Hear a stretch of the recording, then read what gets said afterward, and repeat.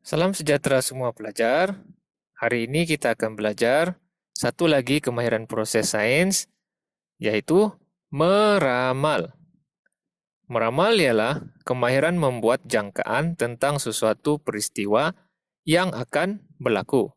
Maksudnya, perkara itu masih belum berlaku. Jadi kita jangkakan apa yang akan berlaku kepada peristiwa atau perkara itu. Ataupun untuk memudahkan kamu paham, meramal ini berkaitan dengan soalan apa yang akan berlaku selepas itu. Baik, kita tengok contoh pertama ini ya. Ramalkan keadaan yang akan berlaku jika salah seorang pemain tidak menggerakkan kakinya dalam permainan ini. Oke, katakan dalam aktiviti sukan lah nih. Jadi kaki mereka ini diikat, kemudian mereka akan berjalan serentakkan untuk sampai ke garisan penamat. Apa yang akan berlaku selepas itu? Maka ramalan yang boleh kita buat, salah satu pemain akan jatuh. Mungkin ini dia berhenti, dia bergerak, ini akan jatuh. Ataupun ini berhenti bergerak, ini akan jatuh. Ataupun inilah, ataupun ini. Oke. Satu lagi ramalan kita boleh buat, dua-dua pemain akan jatuh. Oke, kalau katakan salah satu ini terhenti, dua-dua ini akan terjatuh. Begitu juga yang ini. Ataupun ramalan kita, salah satu pemain akan berhenti bergerak. Oke, katakan ini berhenti, ini pun akan ikut berhenti bergerak. Ataupun pemain akan berlanggar sesama sendiri. Oke, mereka akan berlanggar sesama sendiri. Mungkin yang belakang akan terlanggar di depan, depan akan langgar di belakang. Baik, ramalan yang dibuat mungkin benar atau tidak benar. Maksudnya, mungkin akan jatuh, mungkin juga tidak akan jatuh. Mungkin juga berlanggar, mungkin tidak berlanggar. Itu maksudnya, walaupun ramalan itu tidak benar, tetapi kita mesti elakkan daripada membuat ramalan yang tidak berkaitan lah. Contohnya, soalan dia tanya ramalan tentang jika tidak menggerakkan kaki tentang pemain. Kalau kita ramalkan, pengadil akan marah. Oke, memang kita meramal di situ, tapi ramalan itu tidak berkaitan dengan pemain. Ataupun kaki pemain akan tercabut dan tercampak 100 meter ke udara. Itu pun bukan ramalan lah yang berkaitan, tidak berkaitan. Dan elakkan juga daripada memberi ramalan yang tidak masuk akal. Oke, soalan tanya tentang menggerakkan kakinya. Kita bagi jawaban, raksasa tanah akan keluar dari tanah dan memakan semua pemain. Nampak? Tidak berkaitan dan tidak masuk akal langsung. Oke? Ataupun bagi jawaban, anak kucing jiran sebelah rumah saya pandai menyanyi. Adakah dia tanya tentang anak kucing? Oke, lagipun apa kaitan? Apa? Tidak masuk akal pula anak kucing pandai menyanyi kan? Jadi pastikan kita membuat jangkaan, kita jawab soalan apa yang akan berlaku itu, biarlah yang masuk akal. Kita tengok lagi contoh seterusnya. Coba perhatikan pula situasi di bawah. Orang ni dia sedang buat kek lah, sedang menghias keknya kan? Apakah ramalan kamu terhadap warna krim yang seterusnya? Kalau kita perhatikan di sini, kita tengok, warna krim tersebut disusun mengikut aturan warna yang sama. Jadi mudahlah untuk kita meramal. Apa maksud cikgu ialah, mula-mula putih, kemudian merah, kemudian kuning.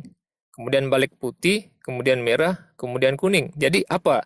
Apakah warna krim seterusnya? Mesti dia akan kembali ke warna asal, yaitu warna putih. Jadi warna selepas ini ialah warna putih lah. Seterusnya, meramal tidak sama dengan meneka, kerana ramalan dibuat berdasarkan pemerhatian, pengalaman lalu, data atau pola. Okey, cikgu jelaskan lah. Meramal itu bukan meneka. Meneka ni maksudnya kita agak-agak saja. Kerana meramal ini dia cakap, mesti ada asasnya, iaitu berdasarkan pemerhatian. Pemerhatian ni maksudnya proses kita mengumpul maklumat menggunakan deria lah. Kita sudah belajarkan melalui deria penglihatan, pendengaran, bau, sentuhan, rasa, sama ada sebahagian ataupun kita guna semua deria kita untuk buat pemerhatian, mengumpul maklumat lah. Juga berdasarkan pengalaman lalu. Pengalaman lalu itu maksudnya pengetahuan sedia ada kita ataupun pemerhatian yang lepas lah. Ataupun berdasarkan data, maklumat yang terkumpul melalui pemerhatian ataupun pola. Pola ni corak. Okay, kita tengok dia adakah dia bertambah atau berkurang ataupun tiada perubahan lah. Jadi meramal tidak sama dengan meneka. Contoh lagi, ramalkan keadaan yang akan berlaku berdasarkan gambar ini. Apakah bukti yang menyokong ramalan kamu? Okey. Kalau kita tengok gambar ini, mengikut pengetahuan dan pengalaman yang lepas, biasanya jika awan gelap, angin kencang, ada kilat dan bunyi guru bertalu-talu, tandanya akan berlaku hujan lebat. Maka kita boleh buat ramalan kita di sini, hujan ataupun hujan lebat akan turun beserta dengan angin kencang. Okey, buktinya kalau kita tengok awan kan gelap, daun pokok kelapa ni pun ditiup oleh angin, okey, yang kencang. Kemudian kita kena ada nampak lagi kilat kan. Jadi kita boleh buat ramalan lah tentang itu. Itulah bukti kita yang menyokong ramalan kita. Okey, kita tengok pula contoh lain di sini. Ramalkan jika budak itu terus berjalan tanpa memakai alas kaki. Okey, katakan ada budak berkaki ayam, kemudian ada kaca situ yang pecah.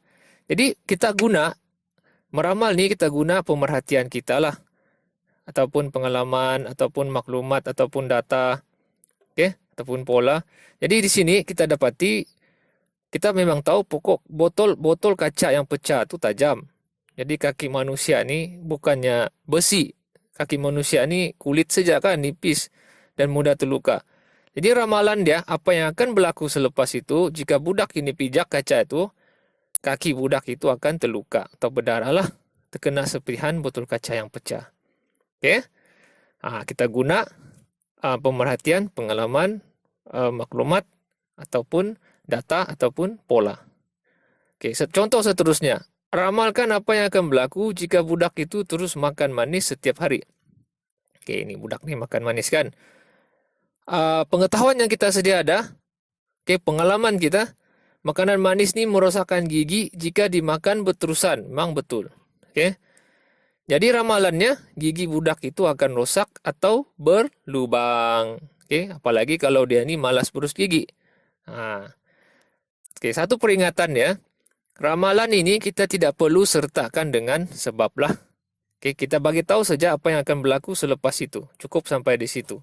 Okey, contoh yang seterusnya, ada belalang dan ada tumbuhan. Okey, ramalkan apa yang berlaku selepas beberapa hari. Yang kita tahu, belalang makan tumbuhan. Tumbuhan itu akan dimakan oleh belalang lah.